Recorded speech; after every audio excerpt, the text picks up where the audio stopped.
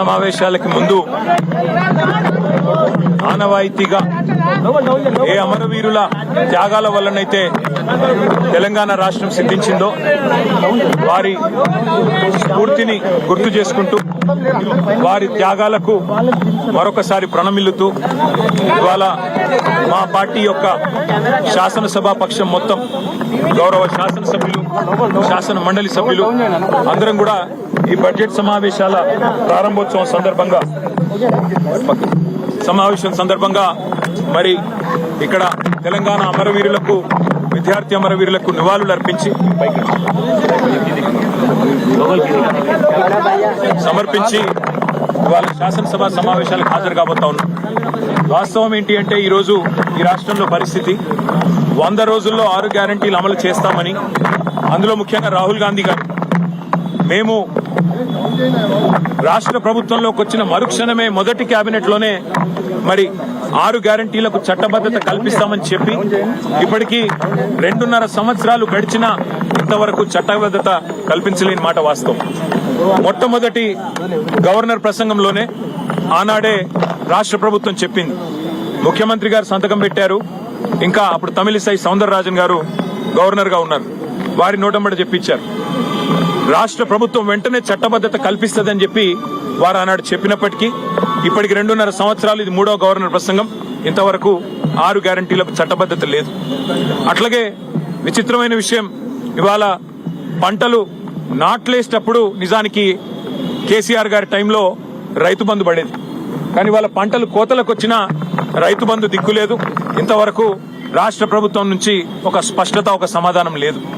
అందుకే రాహుల్ బంధు కాదు, రైతు బంద్ వేయండి, రాహుల్ కు 1000 కోట్లు, రైతులకు వెన్నుపోట్ల అని చెప్పి ఈ సభ సమావేశాల్లోనే బడ్జెట్ సమావేశంలో తప్పకుండా నిలదీస్తాం.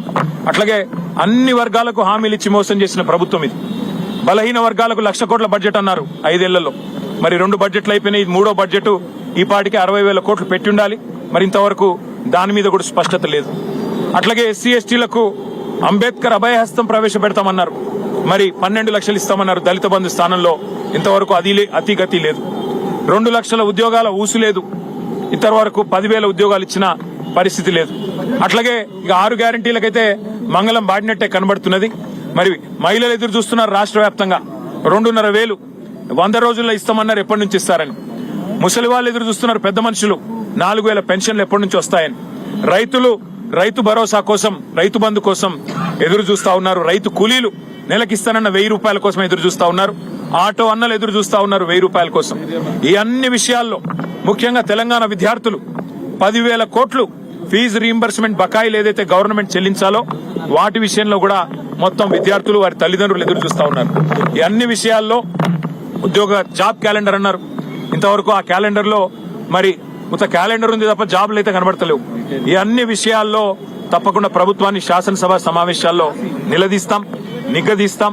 ఎక్కడ పోతున్నాయి డబ్బులని అడుగుతాం. మరి కేసీఆర్ గారు కట్టిన ఇల్లు పెట్టిన పోయినట్టు మీకు బ్రహ్మాండమైన వడ్డిచ్చిన విస్తర్ లాంటి రాష్ట్రాన్ని మీకు అప్పచెప్తే ఇలా మీరు ఏం చేస్తున్నారు, ఆర్థిక అరాచకం చేస్తా ఉన్నారన్న విషయాన్ని కూడా వారిని నిలదీస్తాం. రిటైర్డ్ ఎంప్లాయీస్ కనీసం బెనిఫిట్స్ ఇవ్వలేని దుస్థితిలో ఈ రాష్ట్ర ప్రభుత్వం ఇవాళ రాష్ట్రం ఉన్నది అంటే దానికి కారణం ఖచ్చితంగా ఫైనాన్షియల్ మిస్మేనేజ్మెంట్. తెలంగాణను ఒక ఏటీఎం గా మార్చి ఏఐసిసికి సమర్పించుకునే దాని మీద ఉన్న శ్రద్ధ ఈ రాష్ట్రంలోని పేదల మీద లేదు అనేది తప్పకుండా రాష్ట్రంలోని ప్రతి పేదవాడి తరపున ఈ ప్రభుత్వాన్ని నిగదీస్తాం, నిలదీస్తాం. మరి ఈ శాసన సభలో, శాసన మండలిలో తప్పకుండా ప్రజల తరపున పోరాడతామని తెలియజేస్తూ థ్యాంక్ యూ.